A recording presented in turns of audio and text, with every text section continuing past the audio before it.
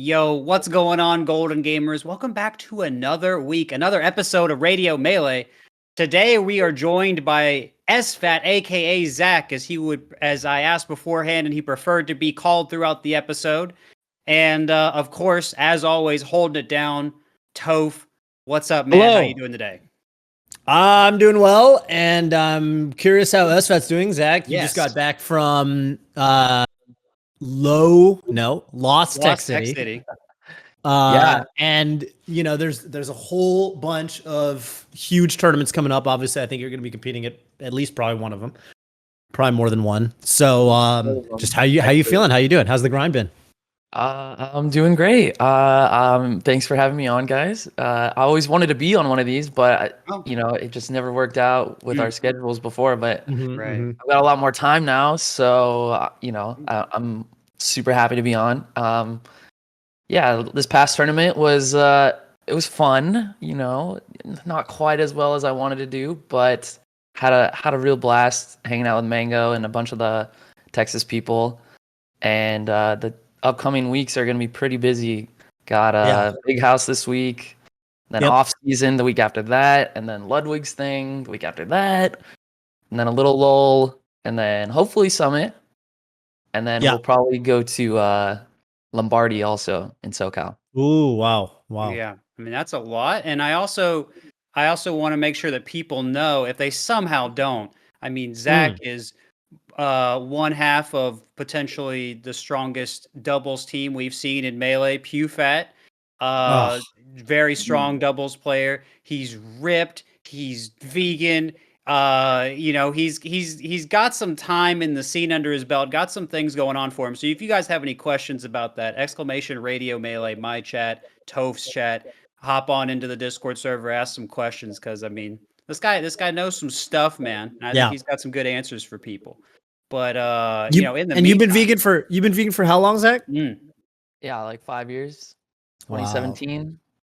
Wow, yeah, it's been a minute. Jeez. What caused the switch? What did cause the switch? I'm curious about this. Yeah, so I had kind of just moved into the CLG gaming house at the time in SoCal when we did have a house, and we had a chef there. We were pretty fortunate to have the homie Andrew, cook all of our meals. And I just read a book. This is Rich Roll's book. I don't know if you guys know Rich Roll. He's a popular YouTuber, athlete, vegan athlete, and it was just kind of his memoir of like realizing in his 40s that he's might not make it to his 50s. Then I started thinking about my parents and like how unfit they are, and like how they have difficulty getting up without pain and stuff. And I was like, well, maybe I need to like switch something up so that I don't become like that. And I just kind of give it a shot. I was fortunate enough to have someone who could help me make meals for me, right? So it was a little bit easier of a transition than most people. And it was just kind of one meal at a time. It wasn't like an overnight thing. It was like over the course of a couple months, I slowly just weaned off of animal products, and then eventually I was like, I don't even want them anymore. So yeah. And did you were already if I remember the timeline correctly, though, you were already kind of fit, no? Or was this also kind of the time you started your fitness journey? No, so I've been going to the gym with Coach Bobby since, I don't know, we were a long time, right? Yeah, since we were 18, 28 now. But food was never like a real focus. It was just sort of like, I need to eat enough. I need to make sure I'm eating enough and eating mostly good food, whatever that meant. But I never really like counted calories or counted anything. And I wasn't really conscious about what I was eating. But when I switched to, plant-based, I became much more, I had to be much more like knowledgeable and become more aware of like what foods I should be eating and which foods I should be prioritizing. So, yeah. And I loved, and I think, there's just been this trend kind of going in Melee with, so many more health conscious mentally and physically top players. And so it's just cool to see you as an example of that. I mean, if you guys go to SFAT's Twitter, Zach's Twitter, you're going to see he's just flexing sometimes and looking good, man. So, Thank you. you Appreciate know, it. As and one yeah, does. and I wanted to kind of ask, because you mentioned, you said your parents were having pain and things like that. Were you noticing any sort of pain or any sort of difficulty that sort of went away when you started eating more plant-based? Like what, like, because you've committed to it, and so there must be something really good about it. And so just so people can kind of get an understanding of that, what's that like? Um, yeah, I mean, it's hard for me to remember exactly how I felt before being plant-based. And like Toph said, I've been working out for a while now, for like a decade. So, um, I'm not entirely sure. Okay, Like, I think I was fair. in a pretty unique spot. I do think like I have less, whether this be because I take care of my hands better or what, but I feel like I have less inflammation in my Mm, forearms than I used to. Oh, I used wow. to get pretty bad, um, you know, tendonitis-like pain in my forearms from playing, but now whether it be vegan or the taking care of myself or taking more breaks in between my practice, like it's Mhm. probably a combination of all the three, mhm, right? yeah. Um, so it's hard to say. I never had like some outstanding health issues or anything. I Right. just I just knew that when I was or I knew that I wanted when I was 60 or 70 to not have to struggle as much as my parents struggle, Right. day to day. And it sounds like you're not struggling. Not yet. Not yet. So This far so good. this kind of, it's funny. I almost feel like in a weird way, there's like less, I feel like the community as a whole somehow got better at taking care of themselves. Because I remember, and both of you probably remember as well, there was a period a couple years ago where it felt like almost every top player had hand issues. And it was a really big deal. And people joked about it, and people, even yeah, I mean down to like Mango was talking about like, oh, I don't know how much longer I got because of my hands. And this was when Silent Wolf obviously had the hand issues. Mhm, And mm. it felt like for a while like every top player had some kind of hand issues or hand health, or and now it actually really feels like you don't hear that much about that kind of thing anymore relative to 2015, 2016. Yeah. Mhm. have, I you, think, have y'all observed that? I think we got older. We Yeah. learned how to take care of ourselves. We had like people like HP1 Yep, gamers that's come who I was in Yep. thinking and of. sort of Yep. like Cool. They're awesome. share knowledge about how we should be taking care of ourselves. Mhm. So, I think I'm sure it's still prevalent in a lot of Yeah. people and maybe not talked about as much as it should be or could be, but Mhm. Mhm. yeah, I agree. I think we have gotten better at taking care of ourselves, and so Kind of interesting. Yeah, I just kind of noticed that as Mhm. as you were talking about it, and I was like, yeah, I mean that's awesome, and for you too. I'm glad that especially with the forearm inflammation and stuff like that, just like any kind of Mm. those sorts of symptoms, I feel like they can get worse. So it's cool Oh, that they yeah. got better. Yeah. To everybody in the chat, everybody who's tuning in, everyone who's tuning on YouTube, y'all should keep in mind. I like to do my little reminder. We do this pretty much every Tuesday, 3 p.m. Pacific, 6 p.m. Mm. Eastern. Would love for y'all to come by me or PP's Twitch stream and check it out, because you get to join us live on air, and all you have to do is type !radio melee. We've already got a couple questions coming in. So if you've got something you want to ask SFAT or us, me and PP, or Mm. just give us some spicy take about the upcoming tournaments and get us to talk about it, you can make us talk about pretty much whatever you want. Tourney And season. all you got to do is, tourney season's coming up. So !radio melee. Um, hop in the Discord, getting that submit topics to your channel. You know the drill. Um, and before we get to our callers, we like to do a little thing called the community voice. We like Mm. to check out. We like to check that out and see what y'all said over the course of the week about, in this case, the question posed by our previous guest, who was Pipsqueak, and Pipsqueak. Yes, and Pipsqueak, and he gave a his question was interesting to say the least. His question yeah. was, "Why am He's an I, interesting or guy. maybe all of Europe, the villain?" The And villain. yeah, Why are we and the villain? Yeah, maybe hopefully we just answered that as a Pipsqueak only thing, so we do not try and say all of Europeans are the Yeah. villain. But we'll see Yeah. what YouTube said. Well, Constantine Walter said, I think the answer to this question lies in the obsession U.S. Americans have with being the hero. Okay. All right, well, here we go. I'm kind of into that. I'm kind of into this. U.S. Americans are faced with pro-US propaganda from a very young age. When I, as a German, first learned about the Pledge of Allegiance to U.S. schools, I could not believe it. I think with the lacking public and affordable education, people are more susceptible to this propaganda and latch on to living in the greatest country in the world, a big part of their identity. Of course, a lot of historic reasons also play into U.S. American patriotism, but I wanted to write a YouTube comment on a whole essay. Yeah, I mean, it's certainly, especially in Melee, it's just the fact that, most Melee players reside in North America. It's where the biggest tournaments are. So I guess it's easy to get into this mindset as like, this is the home team. And then if you're traveling here, it's the visiting team or whatever. And I feel like it used to be especially more so that way with like, the USA chants and stuff. Kind of toned those down over the years, but I mean, it's not a bad point. Andrew Bank has said something about you, PP. Oh, yes. I did notice this, and I did think about it when it happened. Yeah. He said, just an observation. I've never seen PP describe anything as terrifying, but him subconsciously using it several times to describe Pip and Europe. Okay, I did not say that about Europe. Is telling. It's mostly that Europe has clashing pride with the U.S. Japan is too humble to be prideful, and Australia is too self-derogatory. There's a lot to unpack. That is true. There is that so much is to it. super true. It is impossible to hate Australia. You know what I mean? They hate on themselves a lot. I don't remember Josh Man when he was on being that. No, but yeah, but they just don't take themselves seriously at all. I feel like, and Josh Man is quick to be like, oh, think about all the times he talks about controllers. You ever heard him talk about Australian controllers?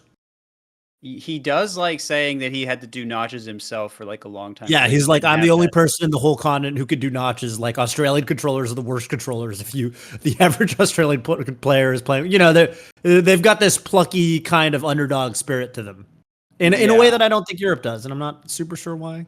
Yeah, I mean, I think Australians are just funny people. Yeah, Australia is super funny people. I've really enjoyed the Joshman episode. That guy's wild. I don't know about a whole lot of other Australians, but at least that one's fun, pretty lit. And I hope his arm gets better.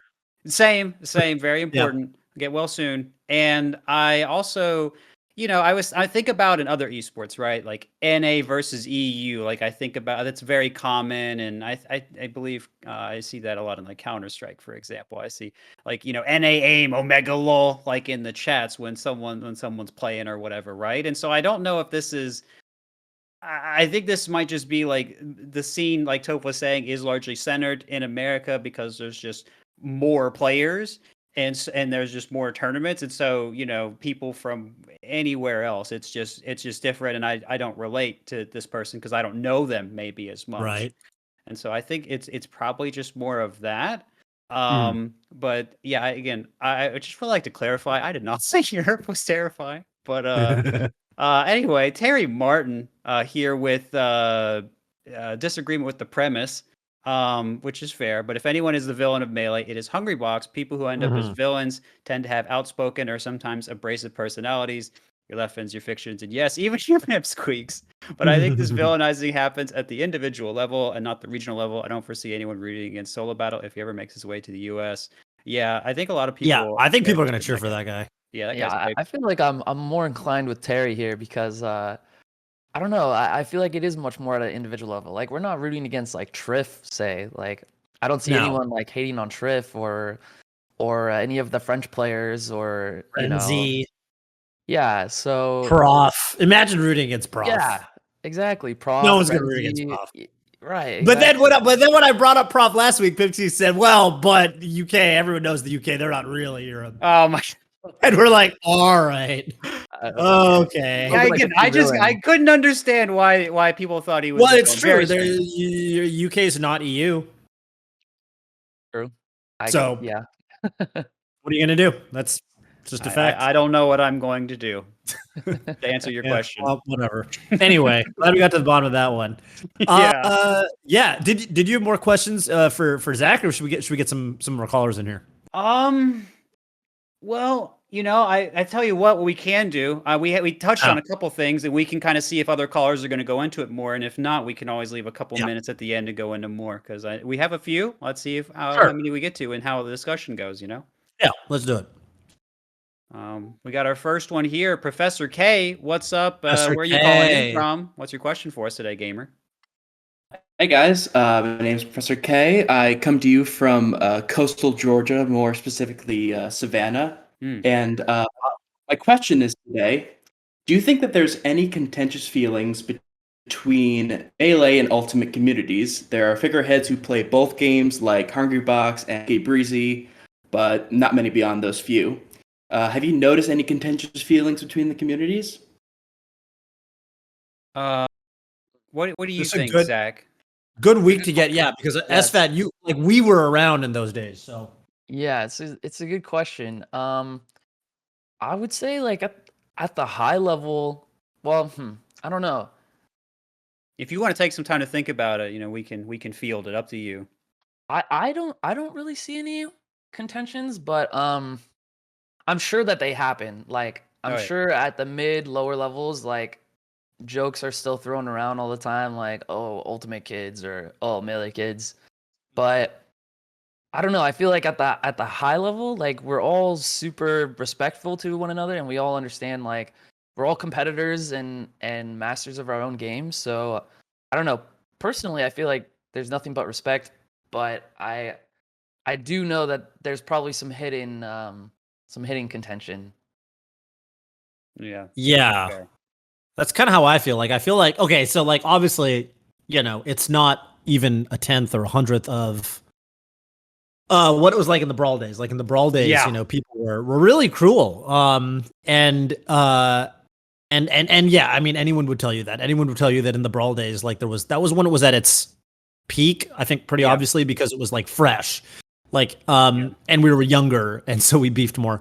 And these days, I mean, I would say I observe it by far the most at the like Twitch chat level. Like you see a lot of you see a lot of that sort of thing happening in Twitch chat like all the time. People are always like, boo, when's Ultimate, when's Melee, blah blah blah, like lol dead game, like lol Minecraft Steve or whatever. I get it. And I guess, I want to believe that it's just memes because I mean being a shitter in chat is fun. Like it just is fun. It is fun to say stupid shit in chat. I get it. Like it is. And so people say stuff like that, and I mean I don't try to read too much into it because I sort of assume that for 90% of those people or 95% of those people, they wouldn't say that shit to your face. Right. Yeah, I mean, it is absolutely the case that to a certain degree, you'll hear offhand comments here and there. You'll hear people say things like oh man, like they'll say things about, and they might disguise it. They might say like, oh, the gameplay of this game, blah blah blah blah blah, or like, it'll be in little subtle ways. But it's I think Zach kind of hit the nail on the head. I think that we know each other at this point. Like I'm friends with all the, Ultimate commentators and many of the top players, and I feel like we give each other a lot of respect. Like no one's gonna like show me one Melee player who's gonna shit talk MK Leo. I think we all know that guy's amazing, and none of us can do what he does, right? So yeah, nasty player. So I think once you get that level of respect, it's a lot harder to be a shitter in that sense. I think like what you said, like we're older now. Like back in the Brawl days, there was a lot of immaturity in the community, in both communities. So, but now we're all a lot of us are over 25, over 30. Like it's just common respect. Like we can respect each other's differences and still get along. I gotta say that also, it is true that there are not that many people that play both games at like a high level or play them a lot. Like there's HBox, there's M2K, even though he's not really competing, but he streams both. But there's Plup. I will say that like there's way more melee interest in Ultimate than there ever has been. Like Smash 4 Brawl, like that first Ultimate Summit, it was like 5 of the like who was there? Mango, Mewtwo King, Armada, Hungrybox, and Leffen. It was like all the 5 gods except PP and plus Leffen. So it was like 5 of the 6, god adjacent beings were there and competing, and that was pretty revolutionary. I don't think anything like that could have ever happened in Smash 4 or Brawl. And I mean, Mango mostly doesn't play anymore. Armada mostly just plays Super Mario 64, but definitely a lot more crossover than there ever has been. So, which I think is nice, because I think what it does do, and the reason I think it's important these days is because we value, like bringing fresh faces into the community. And I think that a lot of those people, you talk to people all the time that are like, oh my, I came from Ultimate. Mech's first game was Smash 4, and now Mech is a top 50 Melee player. So, I love to get more people like that, right? Yeah. Did you guys watch the Melee? They had a Melee side event in the most recent Ultimate Summit. You guys see that? Yeah, I watched some of it. Yeah, I saw Spargo's Marth going off. Spargo's Marth's going Cola off. was Yeah, crazy with Fox. Cola was going crazy. I didn't know he could move that fast. Cola's pretty good. He used to play a lot of Melee, from what I heard. He told me when I hung out with Cola at Riptide last year, he was telling me he used to play Melee with Drug Fox because he's from Georgia. Wow. So I was like, wow, yeah, that's pretty. That's an accolade. But yeah, it's a good question. Have you observed, Professor K? Have you observed anything yourself, or are you just kind of curious what our thoughts are? So my observation is more from both sides, because I play Ultimate and Melee like both fairly equally. I mean, I more compete in Ultimate because my hands aren't fast enough for Melee. Shoutouts to Zach and PP for that. They're just insane. But what I've noticed mostly is a lot of figureheads, or not a lot. There are some figureheads who are kind of salty about the Brawl days. Like I know Coney's pretty salty about the Brawl days. He talked about it a few times on his stream where he was just salty about how a lot of the older Melee players treated Brawl like it was a party game. And I think a lot of Melee players have that feeling that they've been treated like a party game forever, and now they feel like sometimes they have to treat the other Smash games like party games, which isn't fair, because I mean, all the games have a certain competitive level. And I've noticed not a lot of Melee players, but some Melee players are kind of dismissive of the game of Ultimate. I can't really pinpoint exactly where or why. I'm not gonna blast anyone on Radio Melee like that, but there are some Melee community members who are kind of just like, Ultimate, whatever. But it's inarguable that the game has a large base. So, yeah. Yeah, that's a good point. I've definitely heard, like Coney's a good example. I know he's definitely kind of expressed that stuff before. Even like, and I mean, there's a lot of, we got pretty rambunctious back in the day, because I think that I mean, y'all are younger, so as a Melee person, when Brawl came out, I think almost like Melee people, when the game came out, they almost took it personally. They took the game personally. They were like, how dare the developers of this game dumb down the systems and basically say, oh, all of these techniques that you guys are using, this is illegitimate, and you're putting tripping in because competitive play is illegitimate, And then I think people, unfortunately, took that viewpoint and extended it to the community, to the Brawl community. And they almost thought, well, by virtue of you guys playing this game, you're agreeing with this viewpoint, which really wasn't true, because these people are also trying to compete at a high level, and they're trying to use the new advanced techniques from Brawl. And I think that people conflated this sort of vision of anti-competitiveness, whatever and they almost made it like, well, the Brawl community, they must abide by this. They must be, we've got to yell at them and tell them they're wrong, and I just don't think that would happen today anymore, because I think you know, I think we've kind of realized that you can't really convert people to your game by just being toxic all day, but that's definitely how it was back then. So yeah, I mean, I think it's a good point. There's definitely more cross-pollination than there ever has been for the two communities, i.e. Melee and the Brawl into Smash 4 into Ultimate communities. Yeah. Yeah. So, but it was a wild time. It was a wild time. Most definitely. You have any stories from your local scene or anything like that, PP, from back in those days? Yeah.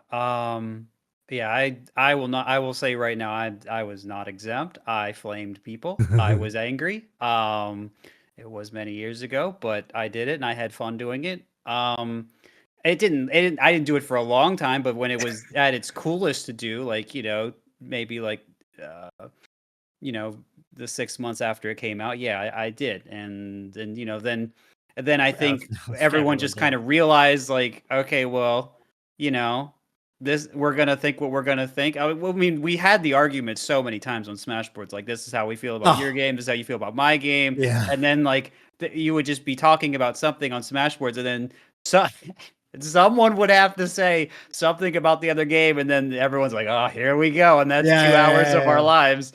Right. And it's just one comment. And then so it was tons of that for a long time. And eventually you're just like, well, we've seen this so many times.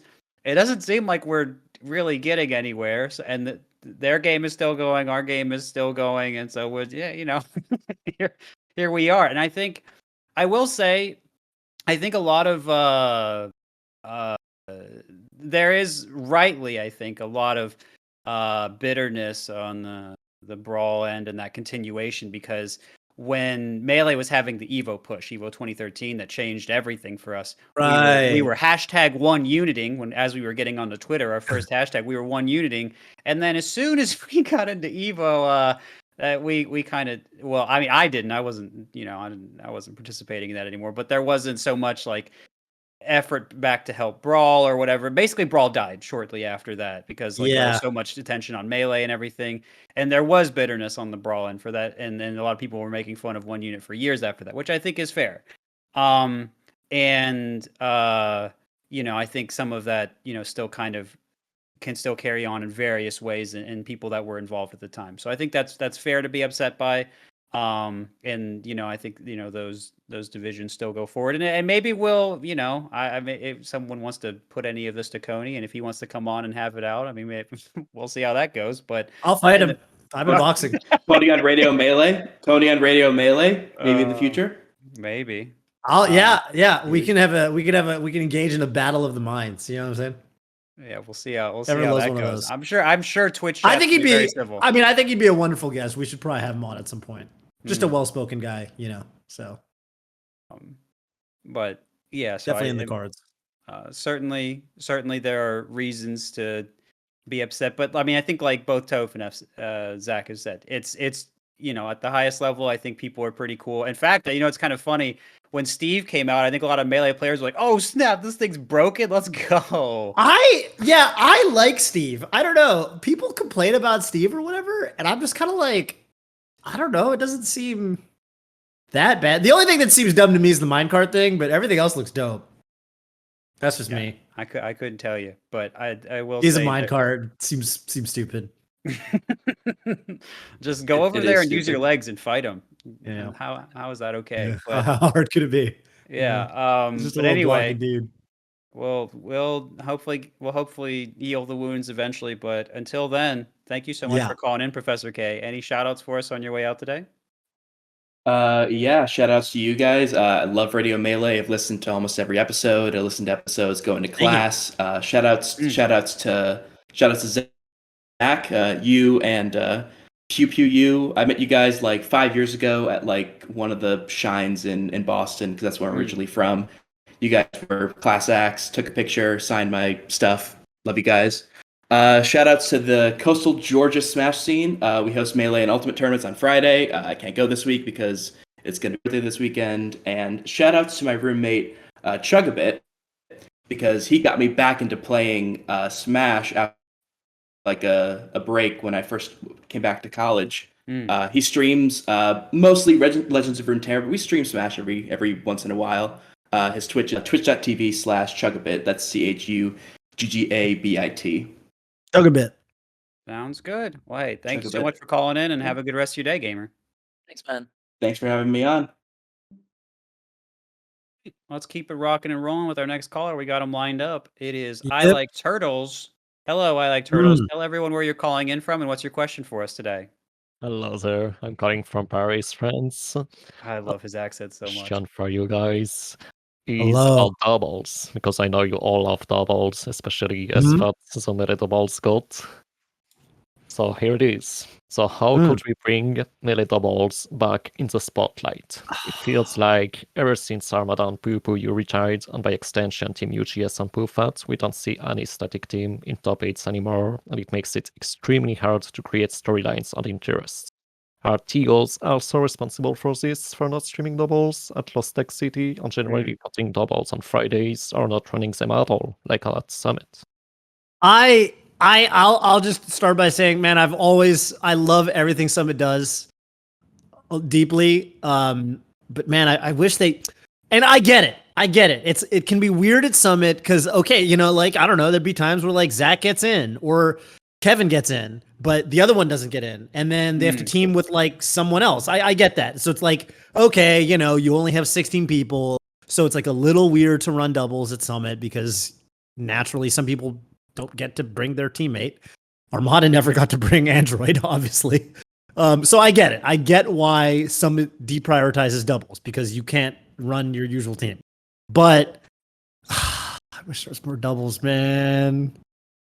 I wish there was more doubles, dude. What do you think, Zach? Yeah, I mean, it definitely doesn't help when we have one of the most stacked doubles tournaments and it doesn't get streamed. Yeah. On Friday, but granted, it wasn't their fault. They ran into some complications, whatever. Oh, did they? Okay. Yeah. So I don't know. We were thinking about that too over this past weekend. Actually, like, how can we like reinvigorate doubles in the scene? And maybe if we had something like a doubles ranking where we used to have a doubles ranking where we had a teams doubles ranking, but maybe if we had like individual players being ranked based off their doubles, since everyone like hops around so much, right? Like there's not a lot of static teams. That could be one option. It's hard. It's really hard. I think there also needs to be more like educational content about doubles. Like I think a lot of people don't understand doubles. Like they see 4 characters moving and throwing themselves at each other, but they're sort of missing some of the nuance that, some veteran doubles players can see clearly. So it's hard to say.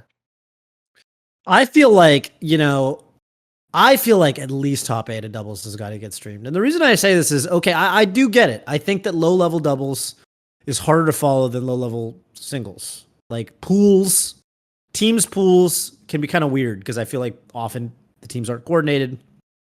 And it kind of can be especially for spectators who are a little, less seasoned, it can feel a little chaotic. But I've always felt, and I think basically everyone would agree, that watching high-level doubles is always spectacular. I think everything involving PewFat, everything involving Armada and whoever he's teaming with, everything involving Dewan and whoever he's teaming with, Mango when he enters teams, Mango Johnny or Johnny Dewan, like, I think doubles top 8 has always been very watchable. Plup Hbox.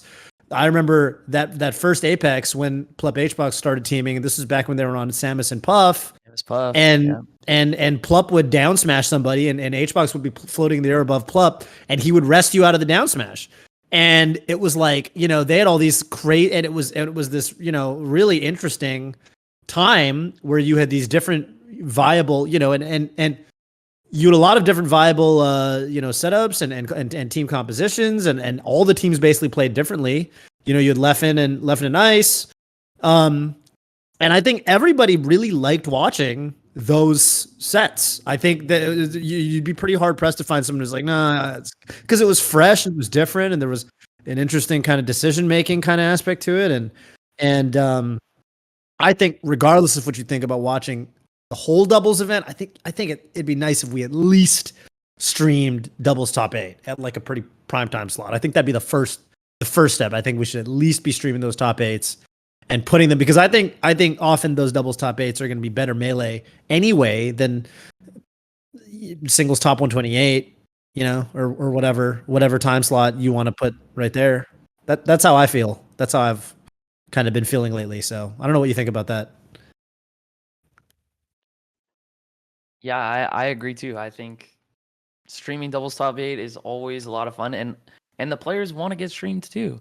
I also think we did that double circuit that one year. That was also, I was telling Sheridan we got to bring that back. Fuse, that's what he said. man. We had him on the show, and Toph did tell him that. Yes, like that was so hype. Like that was such a good year for doubles, I think, because all the teams were static. Like as static as possible. We had Johnny Dewan, Team UGS, PewFat. We even had Lucky Mango for a little bit. Like I don't know. If we had something like that again, I feel like we would see definitely a resurgence in doubles spirit. Yeah, Cody and Jmook are teaming now. I am. So that's exciting. I'm interested in hopefully they bring a little bit of fire to it. How did doubles go? See, this is crazy. I don't know how doubles went at Lost Tech City. What was the situation? What was the finals? Yeah, so it was top 3 teams: HBox, Plub, me, Mango, and then Axe Amsa, and kind of went in that order. As a result, I think me and Mango double eliminated Axe Amsa, got double eliminated by Mango Plub. They were hard, man. They were. You guys went game 15 though, from what I heard, or no? I don't know what the tweet said. I don't know. I see. I know the tweet may have fabricated a little bit. I see. Who knows? Only the 20 people that were there know Who for could sure. say? I could say. Yeah. Actually, I did actually record all of our sets on my phone. I had someone record all of our sets. Oh, that's cool. But Mango said if I upload grand finals and winners finals, he'll never team with me again. So they might have got corrupted. I don't know. Maybe they come out in a couple years. Who knows? I don't know. Wow. So question about that. What's it like teaming with Mango as a pair compared to Pew Pew U? It's fun. It's easy. It's Mango's a great doubles player. We're not as communicative. We definitely don't talk like at all. but it doesn't matter because we don't need to. Like he's in the perfect place. We play enough friendlies together and we're like, okay, we know how to combo off each other. Like whereas with someone else, some other high level Falco, it might take a little bit longer. It might take some more words of exchange, but with Mango, it's just like, I know where he wants to be. I know what he wants to do. I know what his general game plan is. So I just need to work around that and make sure I'm hitting hard. And then we were close. We almost did it. I feel like in the grand finals and winners finals, I was the one slipping and I couldn't quite keep up with the rest of the gang on the screen. So, it happens. What characters were Plup and HBox going? Oh, HBox going Puff, but Fox Puff. Okay. Yeah. And Plup was on fire. I couldn't touch Plup. And I was like telling Mango, like, I can't touch Plup.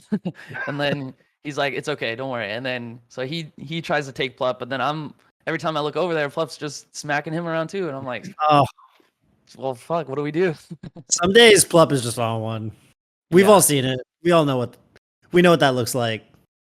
That's tough, but it'd be cool if you guys brought I like the little smoothie tweet. I thought that was cute. Mm-hmm. Teams brings people together. I can't emphasize this enough. I used to take because I was trying to get better. I was a serious player, and this was when I was like top 100 and stuff, but I tried to team with different people every tournament. And the reason I did this is I would go to tournaments and I'd go to these, not even majors, I'd go to regionals, really. I'd go to the Midwest, I'd go to the East Coast, I went to Revival Melee 6 and 7, and I would try to team with someone new every tournament. So I'd hit people up and I'd say, hey, you want a team? And, the best part was by the end of the weekend, even if you only really know someone from Smashboards or you only really know someone from Facebook, and, you've seen their but you'd end up as really good friends by the end of the weekend. because you'd hang out and you'd play teams friendlies and so on. So I had a really fun time, and I hope that more people can have this kind of experience. And I love when people have this kind of experience where people should enter doubles with, like hit someone up in the area. If you're not trying to like develop a static teammate, then hit someone up in the area and you'll make some friends, and they'll stick with you for a long, long time. And this is something that you just don't get the same way in singles. So I think it's pretty cool. But in terms of what we can do, I don't know, man. I think the first step, we got to stream it. We got to stream it, and we got to hit up Sheridan. We got to get views going. Those are my answers. Yeah, I mean, I don't know. I agree with what you guys are saying. I think, more teams content would be good. And while, what can we give people that's more concrete now is my question. And so my solution to that very quickly is, let's suppose someone's listening to this and they say to themselves, okay, well, maybe I'm going to play more doubles, but I don't really know, how to get any better, or I don't really know what I'm trying to do. So I was, maybe with that in mind, SFAT, Mr. Zach, what would you recommend for doubles players? Like, what kind of questions would they need to ask themselves? Like, what do they need to look for to improve? How could they study VODs of high level players to improve? Like, what could they do to get better? Yeah.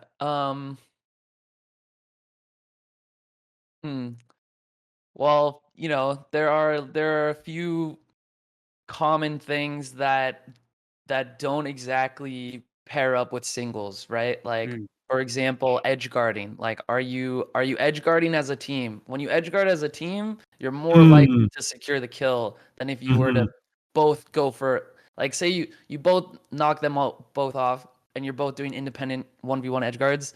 You have a much higher success rate of getting the edge guard if you pair up and you both, pick one person to kill and just do that over the game, right? So like that's one situation that you guys can look at. Another situation is like, are you converting off throw combos? Are you even grabbing? Who's grabbing? Is anyone grabbing? Grabbing is super strong in teams. People don't think it's that strong, but you throw, you got 8 frames of invulnerability off your throw as the throwee, thrower. Yeah. And then people don't know about that. If you're at a low enough percent, or if the person you're throwing is at a low enough percent, they actually don't even turn into a hitbox. So you can the other person can throw out a move right away. It's those little things. And are you converting hard enough off of that? Are you passing to your teammate in situations where maybe normally you would go for an offstage edge guard? Well, maybe you can like pass them back, and then maybe they can get the finishing kill, or maybe they can pass them back, right? Deal more damage. So those are all situations that come up pretty frequently that are not necessarily, singles translatable, Are you giving enough space to your teammate as well? Yeah. Well, there you go, doubles enthusiast. You've got very strong advice from a very strong doubles player. So you can start using that in your game right away. But Thank you. Good answers, good discussion, and good question. Thank you so much for calling in. I like turtles. Any shout outs on your way out today? Shout outs to the French melee community, to the European melee community, and to you guys, Garden Guardian, for creating so much amazing content. Love it. Wow, Glad thank you do. Have a good rest of your day, turtles. Yeah, thank you. Yeah, man. Oh, turtles and his accent. Great questions. Yeah. Glad you're enjoying them. We got another one lined up for you now. Arnando, what's up? Where are you calling in from? What's your question for us today, gamer? What's up? I am coming in from NorCal. Davis. Zach, Davis. Arnando. Wow. Yo, what up? Arnando. So my question is, what is the coolest / favorite local scene you've been a part of or have been to for traveling? And then additional question, if it's not NorCal, how does it compare to NorCal? Oh, man. Wow. That's a hard one. I had a very good time at Air. Granted, there were a lot of different countries represented there, but I remember some of those countries really stuck out to me in ways that I was impressed by. For example, I felt like the Irish community was extremely welcoming. And there's a whole video on the Golden Gardens Melee where I tell about the time I went to Air and I had a really, really good time. So everyone should go check that out. It's animated. It's really cool. But I see why, I always thought it was really funny when Johnny S2J would go to Europe and he'd get adopted by Ireland and he'd be Johnny O'Kim or Shawnee O'Kim for the weekend and he'd be wearing the Irish flag and stuff and he would claim he would claim Ireland and Ireland would claim him and I always thought that was pretty funny. I gotta say everyone I met from I met a lot of different people. UK people were really cool, Irish people were really cool. French masters are dope for sure. So I will say there's a couple European scenes that I think are really, really cool. And I guess while I'm on the topic of these foreign scenes, I also had a really good time in Japan. A very different kind of vibe. But that was when I was really coming up. I spent a lot of time going to Japanese Melee tournaments and stuff. And I really liked they say that the real friend, the real tournament is the real tournament's the food you eat at Denny's, or whatever after the tournament. And in Japan, it was just that, but instead of Denny's, it was like really, really good ramen that's open late. So it just kind of upgrades that. So I had a lot of good memories getting really good food with the Japanese masters after some of the locals, which was awesome. How do they stack up to NorCal though? Yeah, it's a tough question. NorCal's dope. What do you think, Zach? Me, yeah, I'm with you. Like, so many scenes have been so cool. Man, Japan. I had a really great time in Japan. Everyone's just super nice and like, trying to think the Canadian scenes, like BC, awesome scene in BC. One that I haven't yet visited, but I would love to visit, who I feel like I would absolutely get along with, is the Scottish scene. They've sort of adopted me by invading my chat one day. Oh, really? I've never even been to Scotland before, but Wow. I get some intense like early, 2000 NorCal vibes from them, like early Nice. NorCal Melee scene vibes. Very small Nice. scene, just all, very friendly goons. So, Yeah. I would love to visit Scotland soon. Yeah, and Texas too. Texas is hype. Like, there's a lot of friendly faces in Texas. They get hype for their players. Strong competitors too. So I don't know. But Yeah, how they've do got a they all lot of good compare to players. NorCal?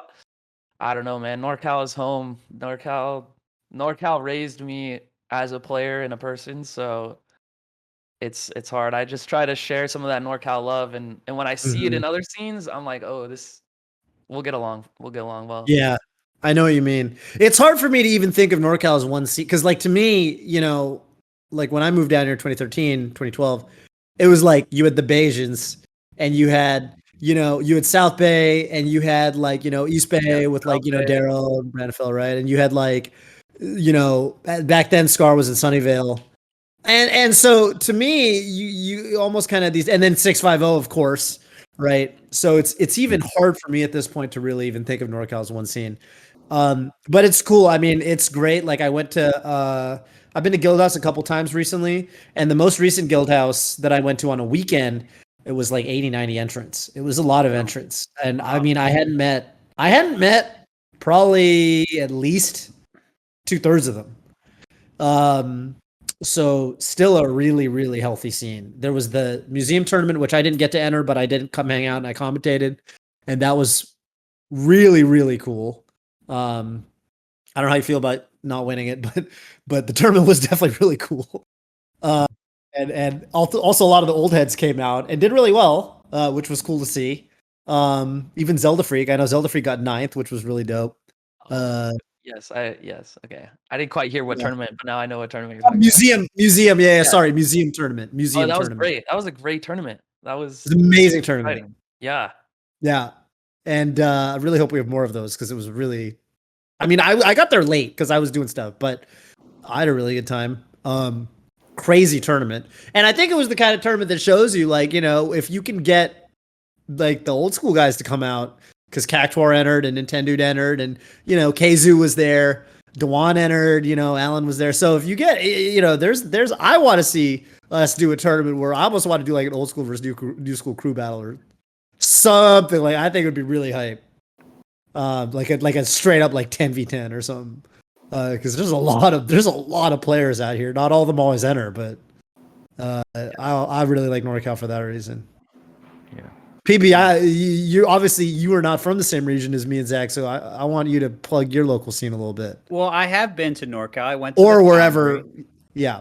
Yeah, and Did you like the Foundry?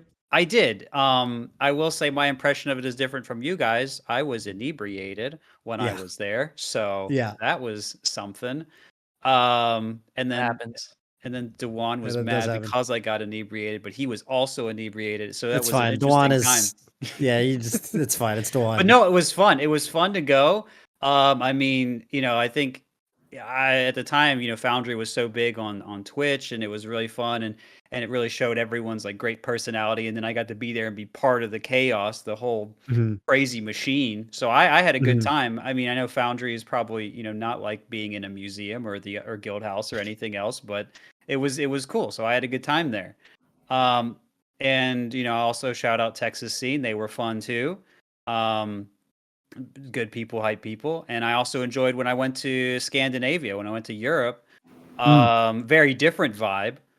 I think a lot more straightforward in certain ways, maybe a little quieter, just overall like personality. But then when it came to cheering, not so different from Americans. But my favorite's always going to be, at least the older North Carolina crowd, because they would just go nuts for everything. And they're really, I mean, people that would go to a lot of scenes would still call us, even if there were just 5 of us, the Thunderdome. So, I mean, we just went nuts, and it was a great time to be part of a North Carolina crowd. Just some of the silliest people I've ever met. Just a good old time. If even 3 of the silly people came to an event, it influenced everyone. They just had that kind of effect. So I really enjoyed it. Just nothing like it. I don't know as much about the local scene now. There are some local players that I interact with that are in my Twitch server. So I kind of keep a little bit of idea what's going on, but I think some of it's changed. But I went to Bad Moon Rising 2 a few years ago, and they were still really loud, and a lot of the old people weren't there. So I think that's just what we do. We just get really loud, and I love that. So, if nothing else, that's a wonderful thing, and really glad to have that as something I'm part of. Yeah, I also got a shout out. I think in terms of modern scenes, I want to give a lot of respect to the New York scene right now. It seems like they've got a pretty cool thing going with Nightclub every week. Yeah. Feels like in terms of like, I gotta say, if you're out there, if you're listening to this on YouTube or something, if you're looking for tournaments to watch every week, I feel like the New York tournaments, they've got both really high level competition and really good energy. And I've never been to one of those. I've never been out. I didn't go to Function. I didn't go to, but it'd be cool to go one day. That's definitely got to shout out Riot and everybody from New York, because I feel like they got a really good thing going over there, and I hope that they and I will say, I don't think even a couple of years ago, I never really thought of New York as like specific, like New York City. I never really thought of New York City as a particularly central hub of Melee. There were always strong players there. There's hacks, but I never felt like people would talk about tri-state Melee, but they wouldn't really talk about New York City Melee like that. Nowadays, New York City is really elevated their stuff, so that's pretty cool. Got to shout them out. Yeah, I mean, we had Ryo Beat on the program, very passionate. Go back and listen to that if you guys, especially if you're in the area and you're wondering if it's legit or not. I mean, I think he'll sell you on it. Yep. But hey, more good answers, more good discussion, more good NorCal shout outs. Arnando, thank you so much for calling in. Any shout outs for us on your way out today? Shout out to Davis Melee, group of amazing people that come to the tournaments every week. Shout out Level 1 Melee. It's a West Coast online net play series for low-level players, and it's been really good. I've been steadily improving since the beginning of this year, since I started entering that. Ooh, love that. And yeah, that's all my shoutouts. Oh, very nice. Well, thank you so much for calling in. Have a good rest of your day, gamer. You too. Right. My good. You know, what's up? do you know Zach? Do you know Armando from like Davis events? Yeah, I can't believe I forgot to mention Davis Melee. Yeah, because I went to UC Davis the past couple years now to finish up my undergrad, and yeah, very much know Armando. He's a great guy, and the whole scene there was fucking lit. That's Just sick. crazy fun energy, like bunch of new players too that had Yeah. like never really played the game. So awesome. That's so cool. Yeah. I feel like I'm never up that way, you know, but that's super sick to hear. There's actually a crew battle, UC Davis versus UCLA, and Armando clutched it for us as our anchor. Really? You But, didn't clutch it? I did not. I got taken out by Leo. I forget his tag, but Chic player UCLA took me out. So Armando clutched it though. Very nice. Good stuff for Armando. Did you just finish your undergrad, by the way? Because you were kind of mentioned that in passing. So you just finished that? I did, yeah. This Congrats. past spring/summer, which is why I couldn't come on the show earlier in the years when I was asked. I just was swamped with schoolwork, but now I'm big chilling, just playing Melee. So, what did you get your degree in, if you don't mind me asking? Majored in psychology and minored in climate science and policy. Exciting. Someone's got to do something about that. Someone's got to get on that. Is anyone on that? Is someone on it? There's a lot of smart people on it, but okay, all right. But it's a lot of work. Yeah, there you go. We'll get there. there. You go. All you out there. All right. Well, let's not keep our next caller waiting. We got him ready right now. Bups, what's up? Welcome to the show. Where are you calling in from? What's your question for us today, gamer? Hey, how's it going? I'm from Boone, North Carolina, and I'm cheating a little bit because I stole this question from a Reddit thread, but as a TO for my local scene, I thought it was really interesting. Question is, what would y'all think of dividing tournament brackets into divisions, such as like beginner, intermediate, and pro? Oh, yeah, I saw that thread. Yeah. Do y'all think it's a viable way to run a tournament? Would it be beneficial or detrimental overall? Interesting. Gut check is, some people would love it, some people would hate it, right? But there's the idea, there's like Arcadians, right? For the do it side, right? Because there's so many like Arcadians, like the National Arcadian, we get so many tournaments. Sometimes like in North Carolina, just like almost anywhere else, when you run an Arcadian, it gets way more entrants than the regular thing, and you're like, well, that's why? Yeah, the regular way thing, more right? entrants. But I mean, clearly, it's filling a need. Even if the Arcadian's rare, like it's filling a need. Like some people want maybe something more accessible. I think there are a lot of hardcore players that want maybe like the bracketed, like I want to be able to test myself against everyone. And I think, let's leave that as much as we can. But maybe it would be a good idea or to divide the tournament or to even run something separate just to make it more welcoming and to find ways to do that to bring people in. Because I think there is, especially if we're trying, we had the question earlier about different communities. Maybe we make ourselves more accessible and we can convert more people, for example, not just from other Smash games, but just in general. And that might just be like, well, you instead of playing people with 500 years of experience, you can play people that are newer too. And then maybe that helps. And so, something to think about. Yeah, I definitely think at least experimenting with this sort of thing is kind of cool. We've had ladders at tournaments, and usually those, you're going to get like Big House. I know they used to do the ladder thing, and I always thought that was a cool idea. Amateur brackets are a cool idea. I guess you don't want to, you want to let people enter. In my mind, the only thing is if people want to enter the top cut, unless it's a special kind of event where it's like, an invitation. We've had tournaments like Gods and Gatekeepers or whatever, where we've had kind of like top cut where you have to qualify in almost. But I feel like there's something magical about the whole open bracket format where if you really want to compete against the best, you get to. But at the same time, if people don't want to compete against the best, then I think, Yeah, sure. I think give them more opportunities to play each other and stuff like that. I'm in a chess tournament right now where I play around every Tuesday, and I'm in the under 1800 section because well, actually, I couldn't enter the other one if they actually do cut it off. But I will say, it's actually pretty cool. Even though I'm not getting to compete against the highest level guys there, it's always interesting competition. You never know who's going to win. So I think it's great practice. And I totally think, especially at the local level, people, at the or I should say maybe not the local level. If tournaments are too small, then obviously you need to put everyone together. But like the regional level, like ways, like PP said, Arcadians and ways to get more people to come out. Because you can really innovate. You can get really creative. And I think that's cool. Yeah, did you guys notice that?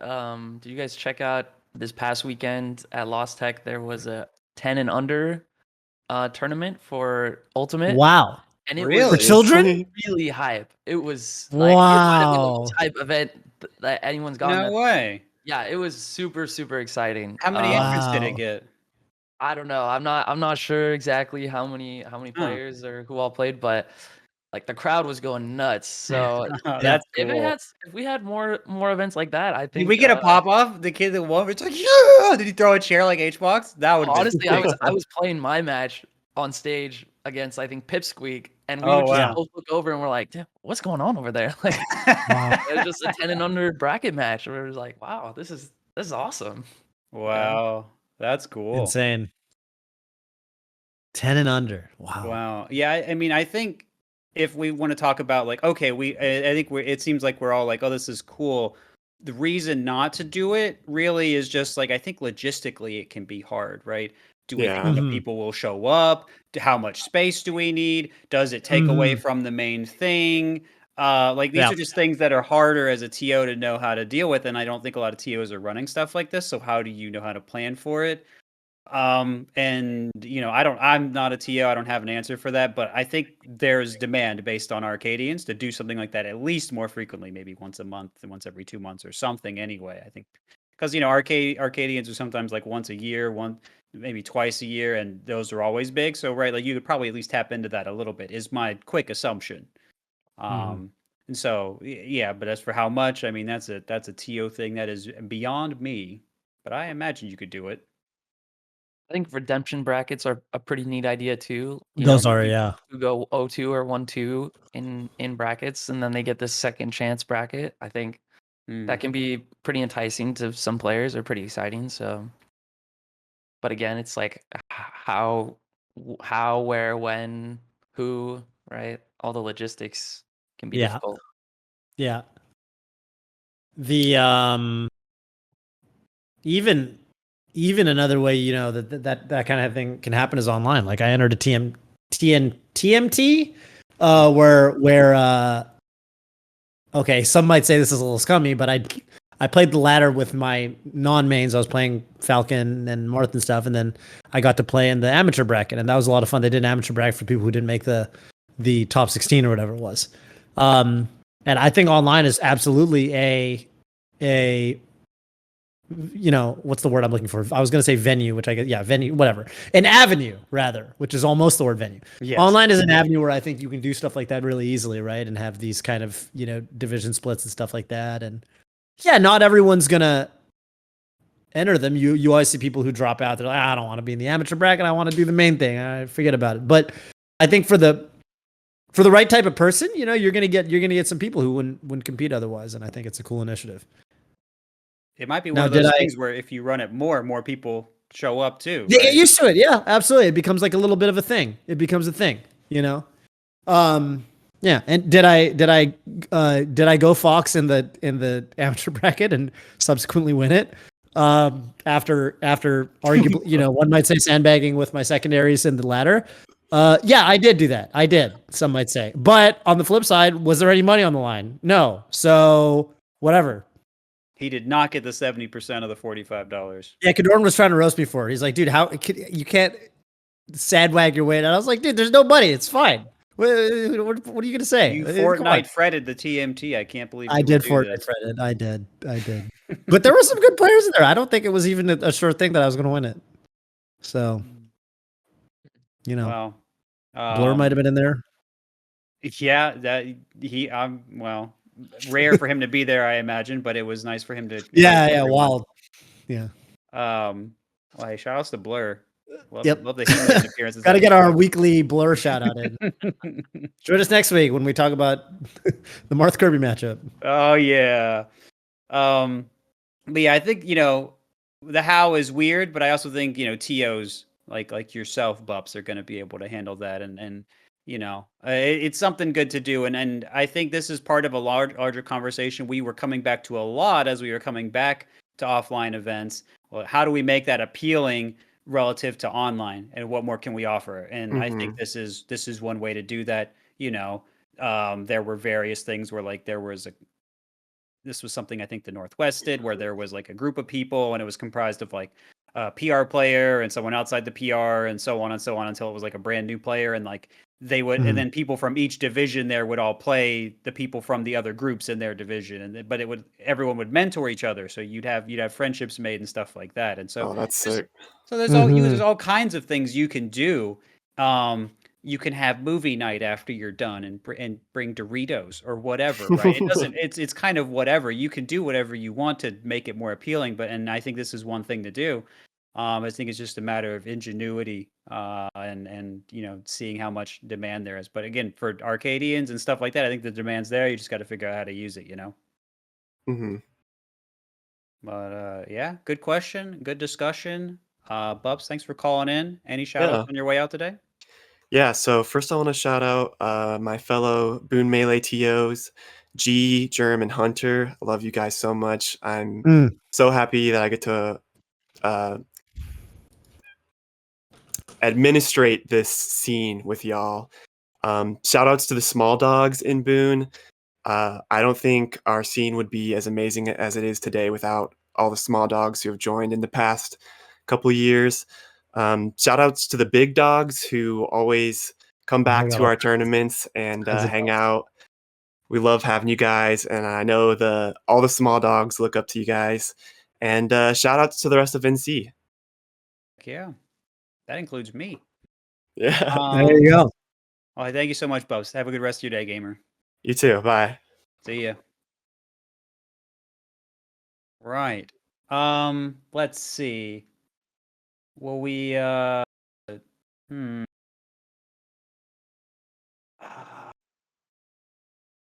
We got anybody else? No, no one else. I'm just debating on whether I want to ask Zach a question or Ask not. it. Ask all it. All right. Well, just remember, Zach, this was Toph's idea, not mine. Yeah. Anyway, remember the time when you wrote a face? No. Okay. No. Sorry. No. Okay. No. Wait, what happened to Genesis? I want to hear about Genesis 3. What happened to Genesis 3? It's okay. You first. No, yeah, okay. This will be, I'm sure, much easier to talk about. So remember when you moved to SoCal and you wrote a post on Facebook and you were like, I'm not coming here to make friends. I have conquered NorCal, and I'm here to destroy you guys. And I just want everyone that's listened to this so far that didn't know about this, like this very nice, sweet man, SFAT Zach. He came in and he was just throwing shots at everyone, writing aggressive posts online. Wow. And I'm wondering, I'm wondering what came, because there were so many memes that came out of that. But I'm wondering what possibly came over you at that time. Was it a demon? Did you have an exorcism performed? I mean, what's the story here, Zach? I thought it was hype. Yeah. Okay. I forget the exact order of events or something, but I was at a SoCal local. I was supposed to team with Kevin, but he was late, and he just happened to be in town at the time. PPU. So they let me team with the level 9 Ganon for a couple rounds, and I was actually beating people. I beat like Face Roll and his partner, and I beat some other team with it, and I was just, I was like, oh, looks like I don't even need my teammate or something, right? Like, something like that, and then I forget, like much later, like I was at the gym, and so I had a bunch of testosterone and energy, and I was just like already frustrated and ready to fight. And and I think I saw Chroma make some post on some Facebook group about how Face Roll beats Kevin or something, and I don't know. I can't remember the specifics at all, but I just remember it tilting me, and then I just went off on him, and it devolved into some, well, I'm not even here to be your friend. Right. I'm not here to make friends is the iconic line. And I'm just at the gym, like, so angry and ready to fight. And so this was a righteous fury. I didn't know the backstory. This you were sticking up for your boy at the end of the day. If anything, yes, I was defending my friend against his honor against these haters, charlatans. Yes. Yeah, which is weird. I don't know why. I don't know why you didn't say that in the post, because everyone just thought it came out of nowhere. As an outsider, I thought you were joking this whole time. I thought it was a joke. I still, up till today, I thought it was a joke. I thought it was just like, oh, Zach's funny. No, he was trying to murder it people. It was a good one. Yeah. What?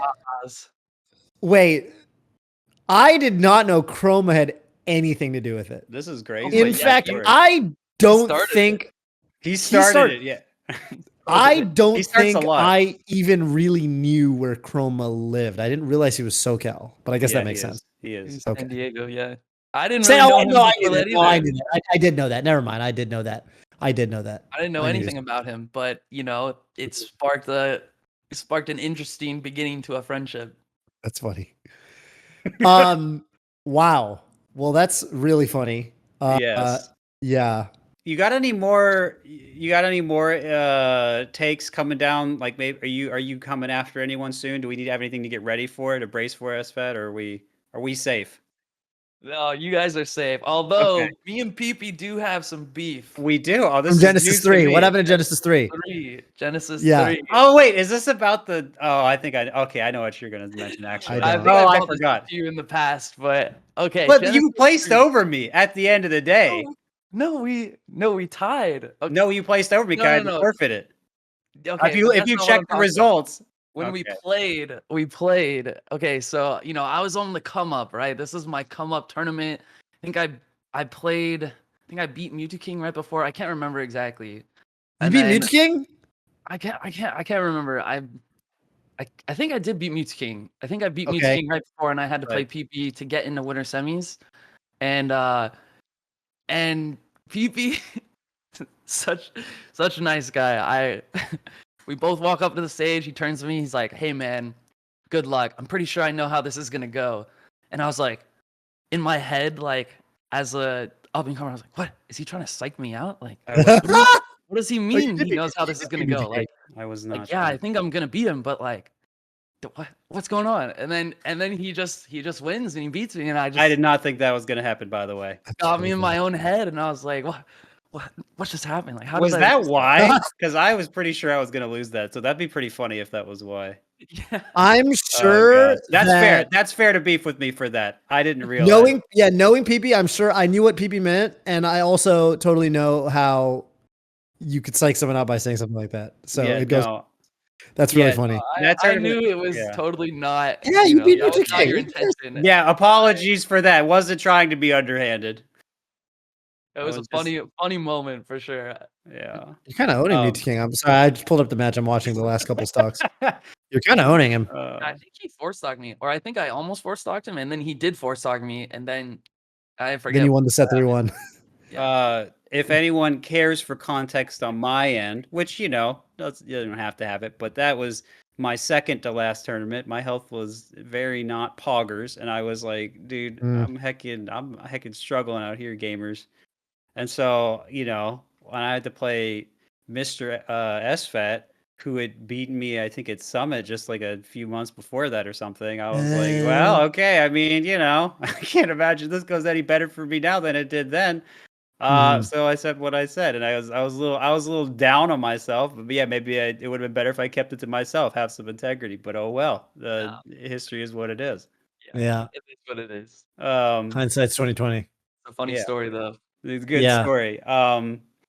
But yeah, fair enough. I guess I've been called out and I've called you out. We're even now. That's funny. Your Wait, who psychological did? tricks just stumped me. He had to Yeah. Well, now that Yeah. you've gone to school, you have the same training I have, so now that'll no longer work. True. Oh Amazing. man. Anything else you want to ask him, Toph, or we can just have him do the thing? No, we can have him do the thing. All I think right, it's let's that have time. you do It's the time thing. for the last Community thing we do voiced. on Radio Melee. It's time for SFAT to pose a question. All of you, when I say all of you, I don't mean the people in my Twitch chat. I mean the people in the YouTube audience. All of you can respond to the question that Zach is about to propose as the community voice. But what do you want to ask the people, Zach? Okay, you guys can answer it too, Twitch chat. Yeah, okay. I'm gonna throw one that I think I see a lot. I see this question a lot from Twitch chat, from Twitter, and I'm just curious to see what the people think. The people have answers. Like how would you describe my play style? What is it that makes me good? What is it that makes me good? Because it's not clean like the Leffen style. It's not quite as crazy. You would say that? You would say that? Well, these are just things I've heard. You've heard. These aren't necessarily my opinions. He's I don't not wanna trying give to my bias. thoughts. I don't want to This give is my what thoughts on it, but Okay. a lot of people say it's not as clean as other foxes. It's not as fast as other foxes. So what is it that keeps me being a top 20 player for So many years. 10 years? Yeah, 10 Yeah. years. Yeah. So that's my question. And it's a good question, and we're not going to bias it, but I do think it's interesting, because I remember when you were starting to come up, how your play did shift in a really interesting way, and again, not going to bias it, but it was cool to see that. It was cool to see so much of that come together, and so yeah, I'm curious what comes through for that for other people, but leave your YouTube comments, let them know. And SFAT's going to read them. He loves reading YouTube comments. He was telling us Yes. beforehand. I'll like That's them. right. I'll comment on them. I'll Yep. read them Yeah. all. Yep. Yeah, let him know. But anyway, thank you so much, Zach, for coming on. Great discussion, great questions. Had a good time.